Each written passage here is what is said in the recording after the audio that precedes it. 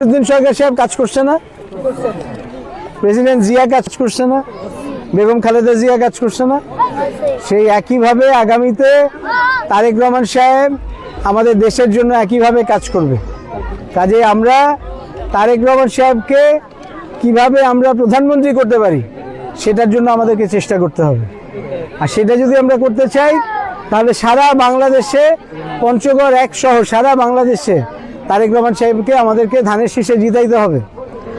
Family কার্ডের কথা নাজমা যেটা বলল, এটা বয়স্ক যাদের সবচেয়ে বেশি প্রয়োজন, যাদের টাকা পয়সা নাই, তাদের জন্য এটা সবচেয়ে আগে দেওয়া হবে।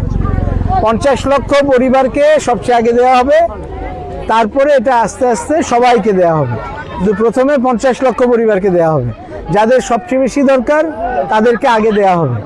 এটা 2 থেকে 2500 টাকা, 2000 থেকে 2500 টাকা, অথবা সমান পরিমাণ খাবার প্রস্তুত, মানে চাল ডাল এসব আর কি।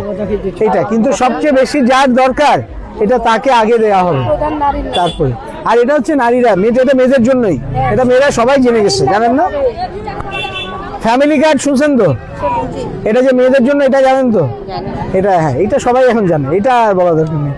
কিন্তু আমি আপনাদেরকে এইটুকু বলে দিলাম, আমাদের জন্য যেটা দরকার এইবার, আমরা তারেক রহমান সাহেবকে কিভাবে আমরা প্রধানমন্ত্রী করতে পারি এইটা আমাদের চিন্তা করে ভোটটা ঠিক মতন দিতে হবে।